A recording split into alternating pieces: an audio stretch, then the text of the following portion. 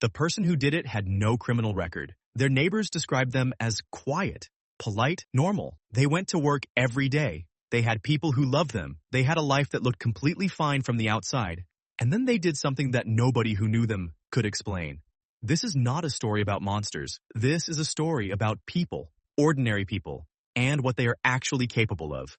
And the most disturbing part, psychology says this capability lives in almost all of us. In 1961, psychologist Stanley Milgram ran one of the most disturbing experiments in human history.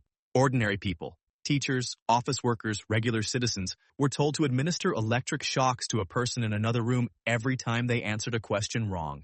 The shocks weren't real, but the participants didn't know that. They could hear screaming from the other room, begging, silence. Percent of participants administered the maximum shock level, not because they were cruel, because someone in authority told them to continue. Percent. That is not a small number. That is the majority of people tested, ordinary people, just like you. 10 years later, psychologist Philip Zimbardo took it further. He took 24 mentally healthy, normal college students, split them randomly into prisoners and guards, put them in a simulated prison in a university basement. Within 36 hours, meaning one prisoner had a complete psychological breakdown. Within 6 days, the guards were psychologically torturing the prisoners, humiliating them, dehumanizing them. These were not bad people. They were randomly assigned roles. The uniform did it. The power did it. The situation did it. The experiment had to be stopped after 6 days. It was supposed to run for 2 weeks. The humans inside it became unrecognizable that fast. Hannah Arendt, a philosopher who covered the trial of Nazi war criminal Adolf Eichmann, coined a phrase that changed how we understand human evil forever. She called it the banality of evil. Eichmann was not a monster. He was a bureaucrat. He organized the transportation of millions of people to death camps and described it as just doing his job. Just doing his job. That phrase should disturb you more than any monster ever could. So what actually happens inside a person when they cross a line they can never uncross? Psychologists identify several mechanisms. The first is dehumanization. When the brain stops seeing another person as fully human, the moral barrier drops. It happens gradually. A label, a category, a word that puts distance between you and them. History shows this is always the first step. The second mechanism is moral disengagement, the ability to temporarily switch off your own conscience by convincing yourself the action is justified. They deserved it. Everyone else was doing it. I had no choice. Someone had to. These are not the words of monsters. These are the words of ordinary people who needed a reason.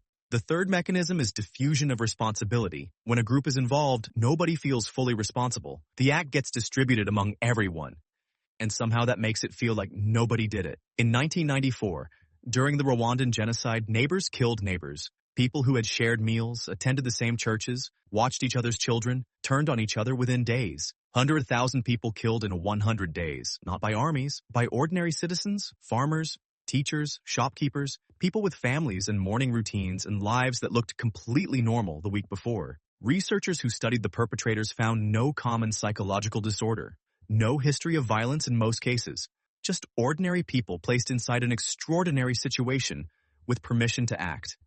Philip Zimbardo spent his career studying this. His conclusion: it is not the bad apple that matters, it is the barrel. Put a good apple in a bad barrel long enough and the barrel wins. The situation shapes the person more than the person shapes the situation.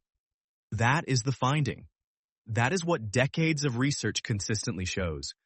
And it should terrify you. And then there is the other side of ordinary evil. Not the person who acts, the person who watches and does nothing. In 1964, Kitty Genovese was attacked outside her apartment building in New York. She screamed for help for over 30 minutes.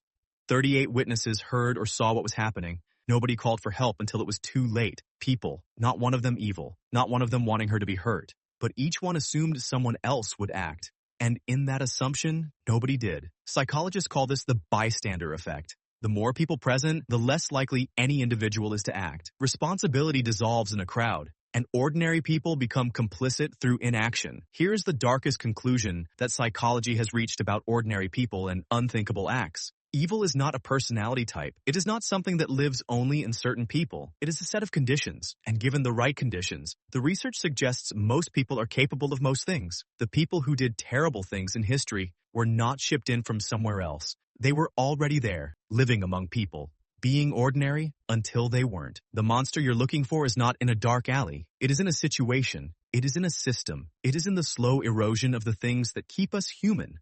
Empathy, accountability, and the refusal to look away. Understanding this is not an excuse. It is a warning. Know what conditions produce what behavior, in others and in yourself. Because the line between who you are and what you are capable of is thinner than you want to believe. The most dangerous person is not the one who knows they are capable of darkness. It is the one who is completely convinced they are not.